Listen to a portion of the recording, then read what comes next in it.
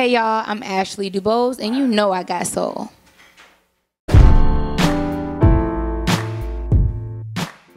And my first question, I just want to start off by saying I just admire your first single, "Be You." I love it because it's very relative. You have different topics that you cover in your music, and I love the self empowerment messages that you portray in your music with "Be You" and "Chase It." Can you just elaborate on that? Yes, so thank you, first of all. I really appreciate that. It means a lot because I'm an independent artist and I've been doing this. This is my childhood dream. So pretty excited about this interview and everything going on. And so Be You and Chase It, the two songs that you mentioned, those are examples of me putting into my music what I believe are nuggets of important messages, like nuggets of truth. And because whenever you're in a position when you have a microphone or when you have the ability to reach masses of people like I do through music, I think it's important to throw some of that in there. And that's what I think about a lot. So Be You is a song about just embracing who you are as an individual. I believe everybody is unique and here for a purpose, and I think that we get a lot of messages sent to us through media or religion or family or culture or whatever of how we should be or what's cool, what's acceptable or whatever, and it's a lot of pressure. Sometimes we find ourselves measuring ourselves to those standards and finding that we don't measure up, and in some ways we need those standards, you know, morally.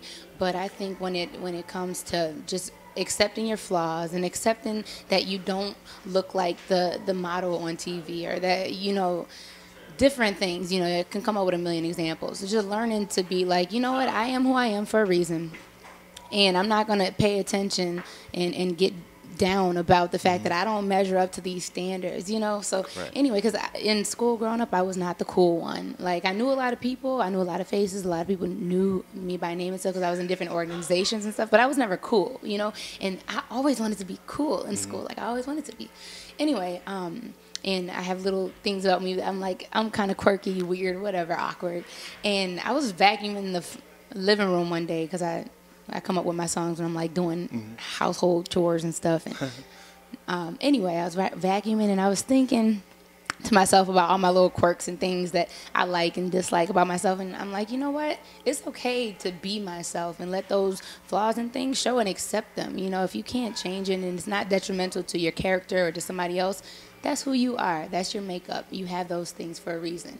And it all boils down to your purpose. And I really believe that. So I'm like, made a song about it, and that's how that came about. And Chase It is actually a song that's written by another artist, singer, and songwriter named Ashley Gilot.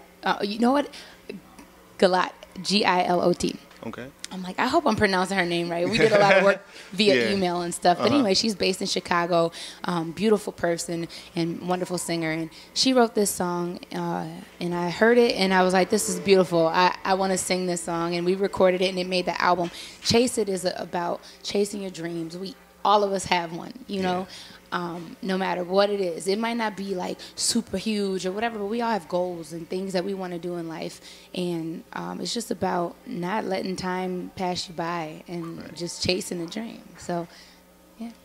And you was once on the TV show called The Voice. Yes. Can you just speak on how that developed your career as an artist right now? Yes, definitely. So in 2013, I was on season 5 of The Voice, and it was a great experience. I actually auditioned twice before I advanced to the round where, you know, everybody saw me on TV. Right. First time they were in St. Paul, and that was for the previous season, season 4. I made it 2 rounds in on the untelevised portion of the tryouts, but, you know, I didn't make it past that. But I felt good about my audition still. So then when I heard they were coming to Chicago, I live in Minneapolis. It's not far. It's like a 6 to 7 hour drive. So I was like, you know what? I'm going to go try out again. So I actually ended up flying out and did the audition process. And each round, I was just like, I just want to get further than I got before. Just let me get further. And so I got 2 rounds in, then I got 3 rounds in, and I'm like, look, if this is where the road ends, I'm happy. But, you know, I kept advancing, and before I knew it, I was in front of the judges on the stage doing the blind audition, and I was just like, wow, it feels like a dream. And it really did, because I would watch those shows, The Voice, The X Factor, American Idol, and be like, dang, I would love to do that one day. So I got the chance to do it. You know, sometimes when you just put it in the atmosphere, it comes to pass. So what it did for my career is that it gave me exposure. A lot of, you know, there's so many talented people in the world. I got to meet a handful of them going through the voice audition process, and I think it was just a privilege, a blessing to be able to be exposed to the world. Like, hey, there's this girl named Ashley DuBose from Minnesota. She loves to sing, and this is what she sounds like, you know. And like at the end of the day, that's what I want. I just want to be like, I'm a singer-songwriter. I have something I want to give to the world. It's the gift of music, and here, you know, and I wanted to reach the masses. So it really helped get me that exposure. That's, you know, it's the stepping stone to that dream that I've had as a kid, which is just I want to perform, travel the world, write songs that are going to be heard by many, many people and touch many, many people's lives. So it helped in a lot of ways, and it showed me that if you put your mind to something, if you don't give up, you know, because I could have just been like, yeah, I tried out last time, they didn't want me, you know. It just showed me that if you persist, you know, you can do it. So I'm glad I have that story to be like, yeah, I did it. I didn't get through, but then I did it again, and then this is what happened. So I made it to the top 32, and I was what do they call it? The 4-chair turner, whatever. So all 4 of the judges turned around. That was pretty cool. And my mom and my daughter and my sister got to fly out and witness that with me. It was very special. Great. Were there one particular judge that gave you a piece of advice that still stands out to you today? They all had very nice things to say. One of the judges that, like, I really felt like, you know, I like all of them, don't get me wrong. But, like, he said he saw this star quality in me, and I was like, you know, that's cool. He's like, because I hear your voice like raspy, and growing up I never liked my rasp, but like to this day I'm like, why my voice gotta be so raspy? But like, you know, anyway, like that he complimented me on that. It's like, yeah, I like that about you, and you have this personality. So like that's stuck with me. Just like, you know, that's who you are. You can't change it. Your voice is raspy, but that doesn't mean that it's not a quality that somebody can like hear and enjoy and like, you know. So I like that you know, that he saw that, you know, that stuck with me. But they all had really good things to say. It's very encouraging, you know. Adam was like, because they're like, what do you do? And I'm like, I'm a programmer analyst. He's like, nah, not anymore. And I'm not now, you know. I did go back to work for a while after the show, but I said, you know what, it's now or never. I'm gonna chase my dream. So I left my job at work. They're very supportive, but I was like, let me try this out, this full-time music thing, and I'm doing it. So that's great. Yeah. And what made you select Adam as your mentor instead of Christina Aguilera and CeeLo Green? Yeah, I mean, it was hard. Like, going into it, I felt like I know I'm going to pick Adam, because everywhere I would go, like on the elevator or like in stores, they'd be playing, or like I would turn on the radio. They're playing Maroon 5 songs everywhere. So I'm like, it's a sign. I'm a big sign person. That's a sign. That's a sign. So I'm like, that's a sign. I'm supposed to go with Adam, so I'm going to do that. But, and then also in previous seasons when I would watch the show, when I saw somebody and when I thought to myself, I really like that person, or I like this, that, or I thought this could have been better, whatever, like his critiques and all his comments were pretty much spot on with what I was thinking. So I'm like, we're here. I feel like we would vibe well. So that's why I went with them. But in that moment, I was kind of like choosing between CeeLo and Adam. And then I was like, go with you. You thought coming into it you were going with Adam, so just go with your initial thoughts. So I went with him.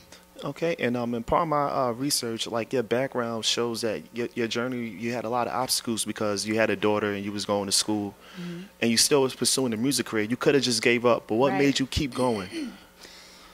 Ooh, that's a good question. And I think when we have a purpose, I don't think it's that easy to give up.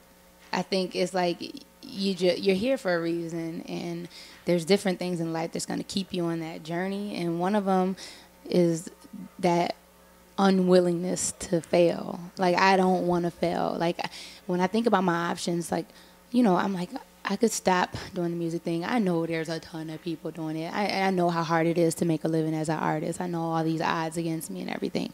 I know I'm a mother. I know all these things. But at the same time, I'm like, this makes me happy. Like, I love doing music. I can't see myself doing anything else. So I could give up, but then I have to face being unhappy doing something else. maybe. Or maybe I'd love it. I don't know. But I'm like, I've wanted to do this as a kid. I can't let my kid self down. So at the end of the day, it's really just knowing that I've wanted this for so long. I really enjoy it. And I'm doing it. You know, it may not be at the level that I imagined when I was 10 years old writing songs in my room, but I am doing this in a capacity where it's right now it's sustaining me, and I'm touching people with my music. And that's another thing thing that I think about is my fans and people who, my family and friends and people who listen to my music, and they're like, you know, this song got me through the day. Oh my gosh, I didn't want to get up for work today, but I put that song on and I was just like, I'm going, you know, like, I'm like, that's what I do it for, because at the end of the day, it's my desire, but at the end of the day, it's not about me. It's about what I can contribute to the world. So that's what keeps me going. And I just want to ask about the production. This album was very acoustic, guitar driven. Was that by design? My producer and we really like the guitar. Like actually, I'm going to learn. I have a guitar at home. I picked it up at the beginning of the year because it was one of my New Year's resolutions was to start learning. And I need to get back to that, like teaching myself. But I love the guitar. I love the sound. And that's probably why a lot of the beats have guitar in it, just because we like it so much. Mm-hmm. So, yeah. It was good. And who was some of your music influences growing up? Growing up, it's a weird mix. I listened to a lot of top 40 pop music growing up. And so I'm just going to ramble them off in no particular order. Destiny's Child, I really like them. India Arie, even though she's not top 40 in pop. But I don't know how I stumbled across India, but man, I stumbled across her and she stuck. I love her. Lauryn Hill, Jewel, Alanis Morissette, Music Soul Child, Mariah Carey, Toni Braxton, Mary, Kirk Franklin. So pretty much a lot of pop, gospel, R&B artists have influenced me growing up. So. Okay. Is there anything? Is there any upcoming projects you're working on? I have a goal of releasing an EP before the year is done, and that's going to happen. I want to release it in the fourth quarter, so in the fall sometime. But there's no title. It has yet to be born. It's just what I want to do. So I've been doing a lot of performing and touring lately with the release of my album earlier this year. And so my performance schedule has been very heavy. So I need to like reel back, get back in the studio, start creating, because I'm itching to make some new music. So. Okay. That's all we had. Is there anything else you want to add? Thank you so much. I really appreciate your support. You know, I got soul.com. You guys are the bomb. And I hope you guys enjoy the music. Everybody out there watching, you can follow me on Instagram and Twitter at ashleyDuBose.com. And I'm also on Facebook and YouTube. So just Google search Ashley DuBose and you can get hip to what I got out there. Nice.